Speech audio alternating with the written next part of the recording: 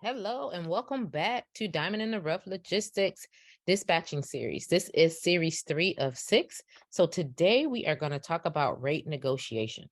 The reason why this is so important because as a dispatcher, you want to ensure that your owner operating is being compensated for the very hard work that they do. Okay, so if you are not subscribing to our channel, we're asking that you hit the subscribe button, like, comment, send us an email if you have a question. Okay, so I am going to jump right into rate negotiation. So here at Diamonds in the Rough Logistics, we feel that rate negotiation is one of the most important things that you can do as a carrier. As a dispatcher for a carrier or for an owner operator. Now, this is solely from our experience, what we consider when we're negotiating rates on behalf of our owner operators or carriers. We always include the number of miles and pickups, meaning the number of miles is the distance from the pickup to the delivery. And then when we say the number of pickups, with some deliveries, you have to stop along the way, maybe one stop, maybe two, or maybe three or four. You want to factor in all of those additional pickups. For example, I'm in Atlanta, Georgia, and I have a load that's going to Detroit, Michigan. Along the way, before I do my final delivery in Detroit, Michigan, I have to make a stop in Tennessee and one in Kentucky. So that means I have a total of 3 stops: Tennessee, Kentucky, and Michigan. When you are factoring in your rate negotiation, when you're talking to that broker or prior to talking to the broker, you want to make sure you're factoring in all the miles that will be driven and all 3 of those different pickups. Okay. Next, we want to go over the number of deadhead miles. Some brokers will and some brokers will not pay you for deadhead miles.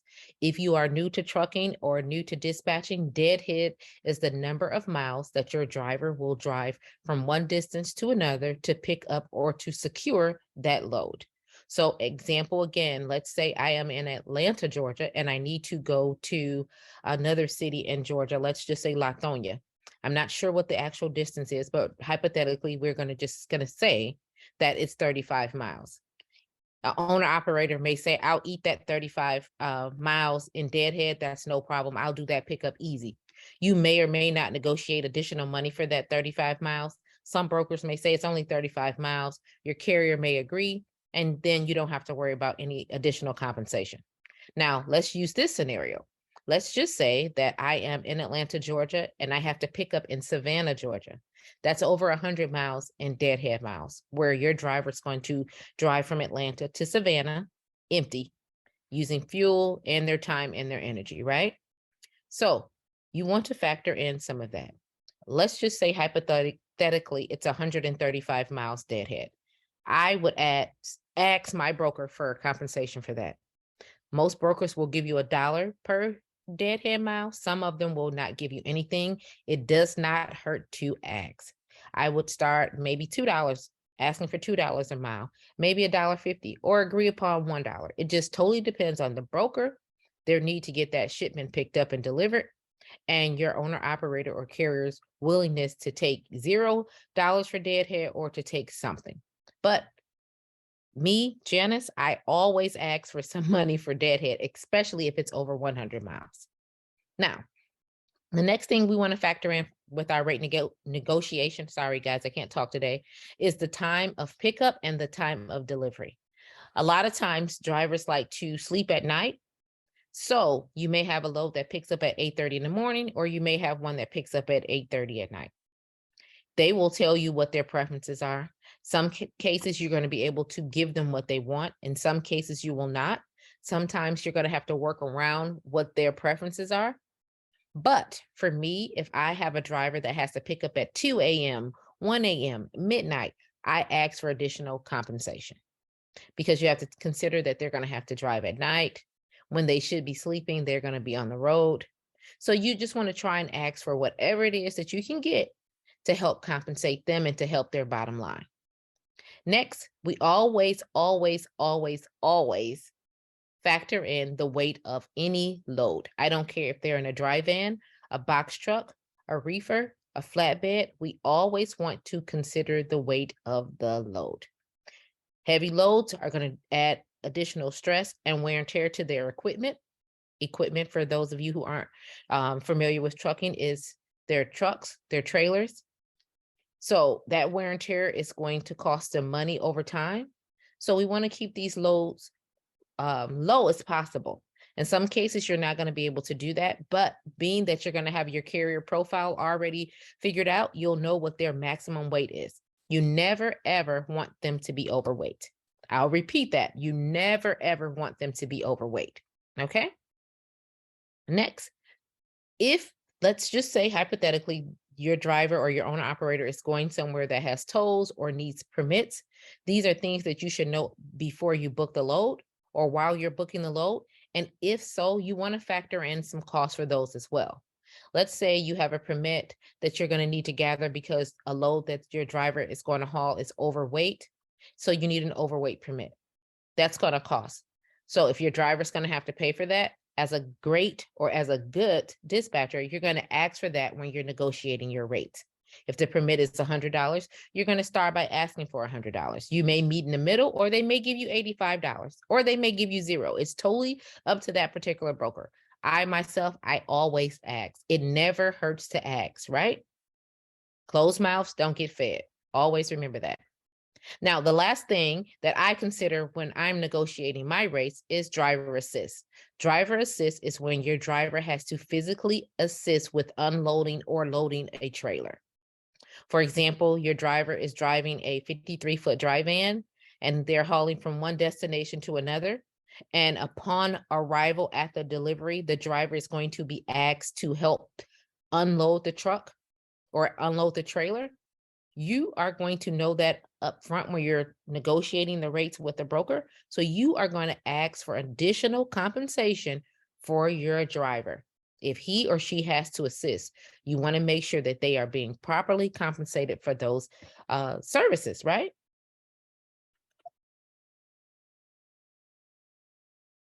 Now, next, we want to go over accessorials. So these are different things that you're going to run up against during your dispatching. This is if you are working for a carrier or an owner operator, right? When you are negotiating rates, accessorials are added to or additional services that the carrier may have to provide. The first one is detention. So not with all, but with a lot of loads, you are going to have a scheduled pickup or delivery time. Some of them will have an open window, first come, first serve, which is fine. But in most cases, if they have a scheduled time, your driver has to be there at that time. So I'm going to give you an example of a driver has a pickup of 9 a.m. Eastern Standard Time. Your driver arrives there at 8:15 in the morning because he's prompt, and I absolutely love that. So at 9 o'clock, he's still waiting, 9:30, 10 o'clock. Now it rolls around to 11 o'clock. Now he has been sitting for 2 hours, or over 2 hours at this point. From 9 to 11 is the 2 hours of detention. That is considered free, which means that that's 2 hours that he does not get paid to sit there. Anything over 2 hours with most brokers, he or she will be paid detention. The detention amount will be listed on your rate confirmation that you'll be sent once the load has been dispatched to you. The rate could be $25, it could be $75, it could be $100. Again, that solely depends on the broker.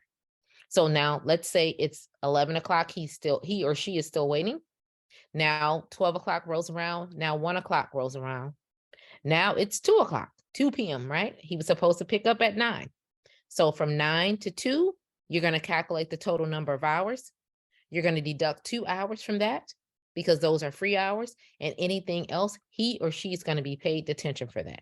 That should be added to your new rate confirmation. That rate confirmation should come from your broker because as a great dispatcher, you're going to contact them once that 2-hour window hits. You're going to let them know, hey, my driver has been sitting 2 hours past his or her delivery or pickup time. Detention clock starts now. Once he or she is loaded, then that clock stops. You can contact the broker back to say, hey, my driver has finally been loaded or unloaded. He has 3.5 hours, 4.5 hours, or 5 hours of detention that needs to be added to my rate confirmation.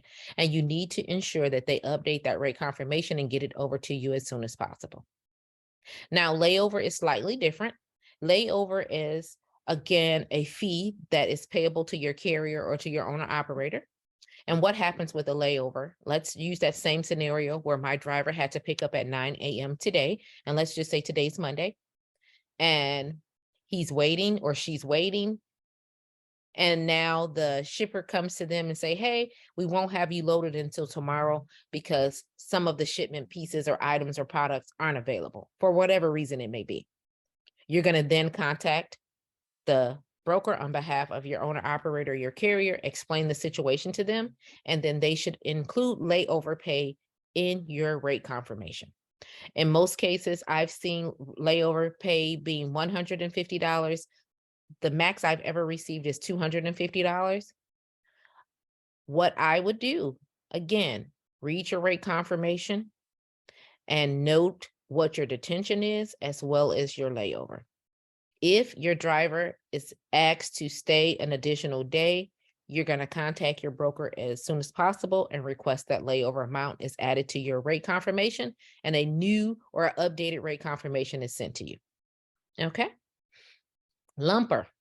This is where your driver is going to have to pay for lumper services. Lumper is someone who works at the warehouse or the production center where the shipment is being picked up or delivered to. Excuse me. In most cases, this is going to be on delivery. Your driver will be told that he or she has to pay a lumper fee. Let's just say in this scenario, it's $90. The driver is going to either pay out of his pocket, or you as the dispatcher is going to contact a broker to say, hey, my driver is being charged a $90 lumper fee, and then they can pay it, they being the broker. Okay. If you or your driver pays the lumper, ensure that you get a receipt and ensure that you submit that receipt with your rate confirmation so that you are compensated or reimbursed for that lumper fee. Next, TONU, truck order not used. Now, in some cases, your driver is going to go to a pickup or delivery. Well, I'm sorry, to a pickup to pick up an order. Once he or she gets there, they may wait a little while, they may wait a couple of hours, or they may be told immediately once they arrive that the particular order is not available, that their truck will not be used.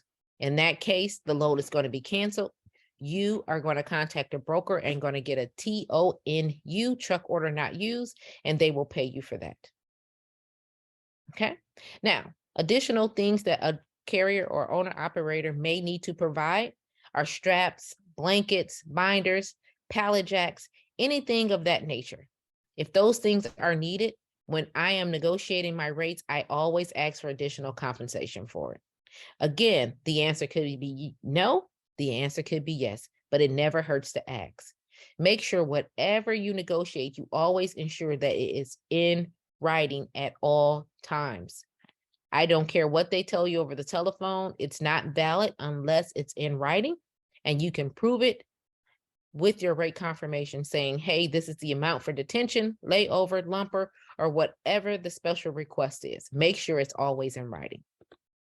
Now, just to recap, make sure you're including all of the items to the left in your rate negotiation, and make sure you're asking for additional compensation for anything over to the right. Again, make sure that everything that you request or ask for or told that you'll receive is listed on your rate confirmation.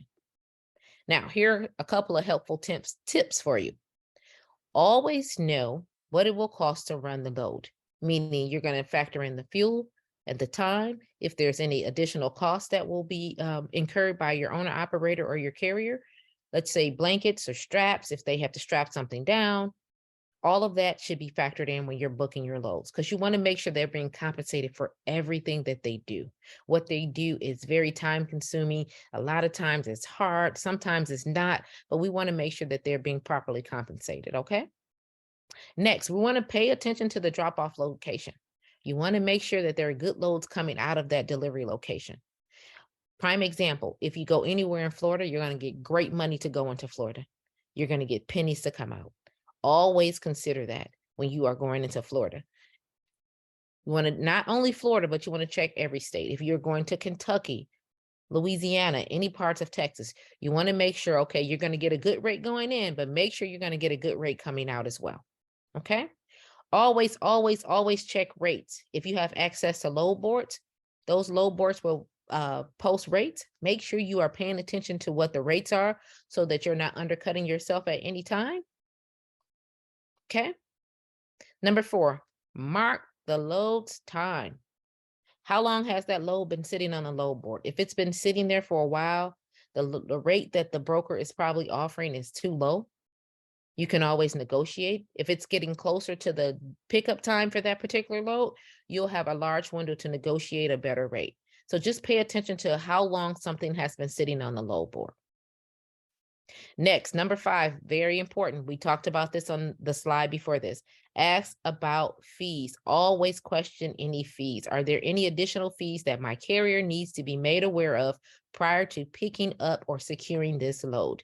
Make sure you ask that. You don't want those things to sneak up on you at the last minute. Number 6, get everything in writing. Make sure everything discussed is on your rate confirmation. Make sure you do that, right? Because if something happens, if it doesn't work out, the carrier, the owner operator is going to fault you for it because you didn't have it in writing. And then in some cases, they're going to lose money. So we always want them to make money. It helps us to make money. It helps to build a better reputation for us and helps us to obtain a better client base or a bigger client base. Okay. Number 7, verify your broker and your shipper's information. Run a credit check. If you have access to load boards, you can go on that particular broker while they're listed on the load board, and you can verify their credit. The load board will provide it. DAT has it, Truck Stop has it, they all have it. Run a credit check. If you have access to a factoring company on behalf of your carrier or owner operator, they also do credit checks. You want to make sure you're working with a reputable broker.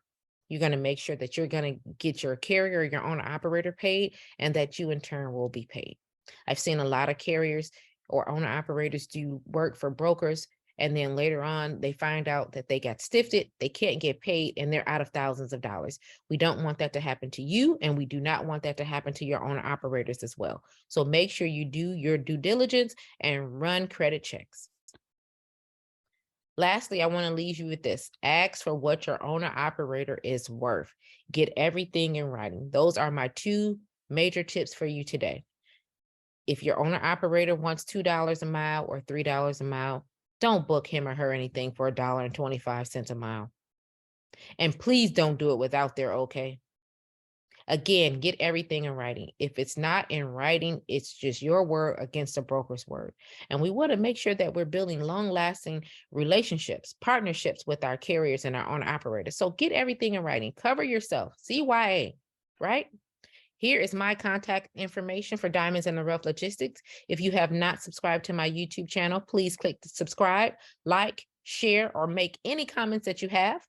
Angela Berry, who is my counterpart, her contact information is listed here. If you have any questions, our email addresses are here as well. Thank you for your time. If you have questions, hit our email. Thank you so much. Have a great day.